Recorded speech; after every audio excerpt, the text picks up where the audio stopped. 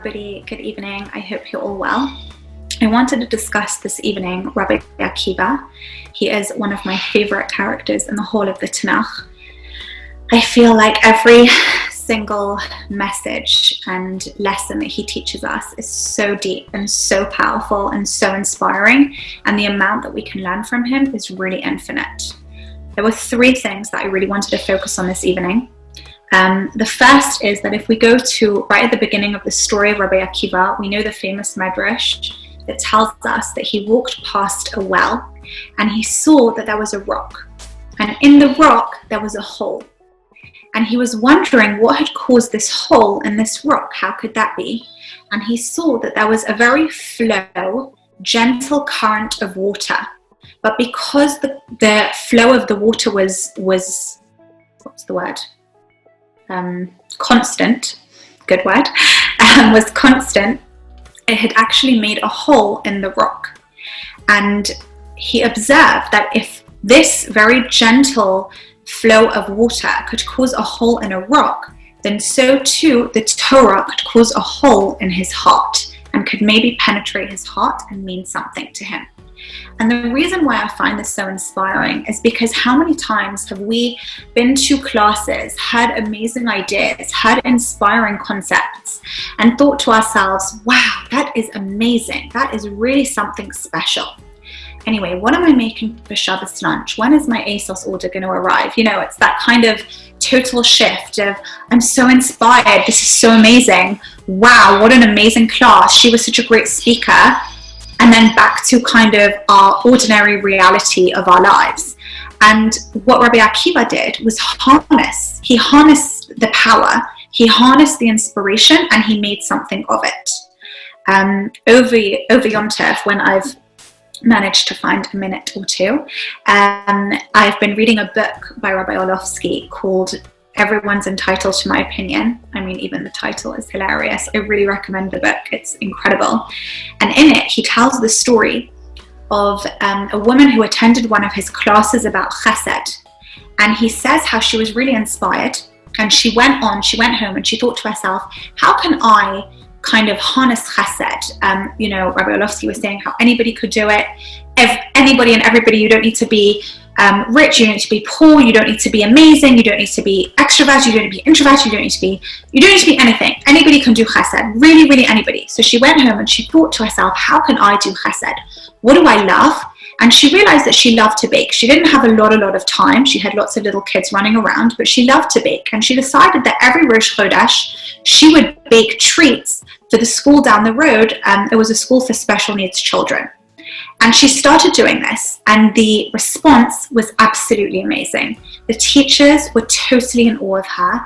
It meant the absolute world to these students, and it actually had a snowball effect to such a degree that she now has a website for an entire organization that organizes baked goods for schools of children who have special needs.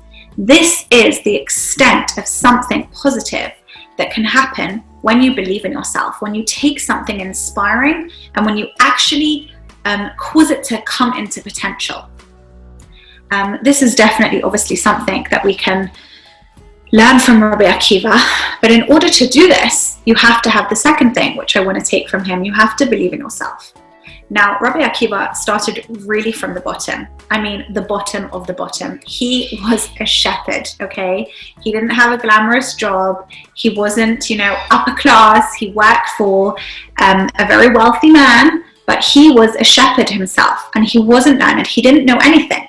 And when he decided to start learning in Torah and become interested, he didn't, run off and jet off to the Meir, Ponovich, Brisk. He went to a nursery. He went to the equivalent of a reception class, a first grade class where he sat on little chairs with 4-year-old children learning the Aleph base. He started from the very bottom. Why? Why did he do all of this? Because he believed in himself. He knew that he was capable of doing something that nobody else could do.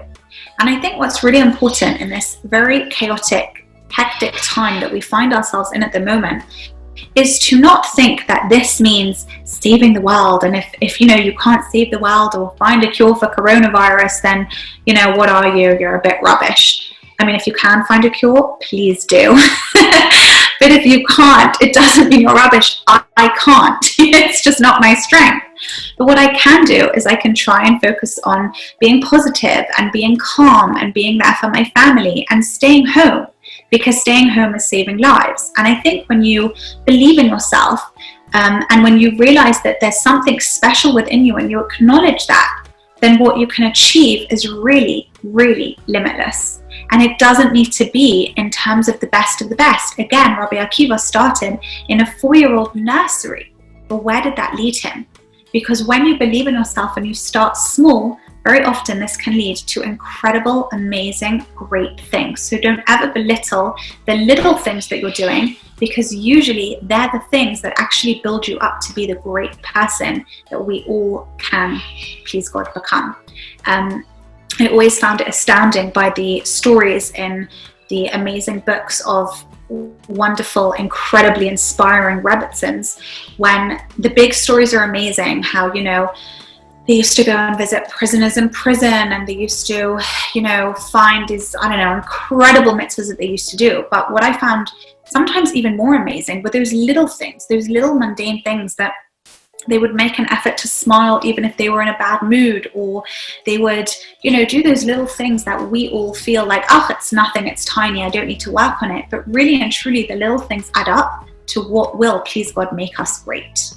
And then the last thing that I wanted to talk about was something that Rabbi Akiva recognizes in the fact that when he came home from the 24 years of study with his whole entourage of 24,000 students. I mean, imagine the scene. He's coming home, this amazing Rav, and he's accompanied by 24,000 students.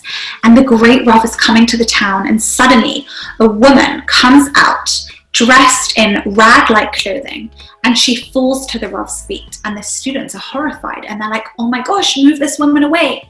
And Rabbi Akiva says, no, stop. Everything that is yours and everything that is mine belongs to her. What Rabbi Akiva was recognizing was the greatness of women. And at a time where we're all being chained, so to speak, to, you know, metaphorically, but also kind of physically chained to our houses, and we can't go out. And really and truly, we are being pushed to all sorts of tests and all sorts of limits, to recognize the power of women, and to know that the ambience of the home really kind of rests on the shoulders of women. When we're in a good mood, when we're feeling positive, the whole home feels positive. And this is a really important task for us right now. So if anything, let's just focus on that. And I think what's really important is to make sure that we're giving to ourselves, make sure that we're feeling good.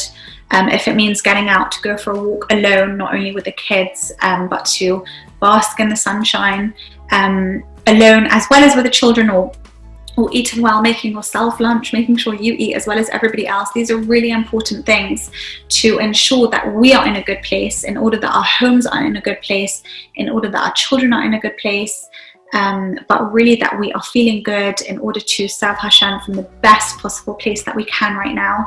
I wish you all well. I'm sending lots of love and lots of strength, and please God, we should all merit to see Beis Hamikdash very, very soon, and not need to give classes over video, but rather in real life, which I much prefer. So sending you all love, and hope to see you soon.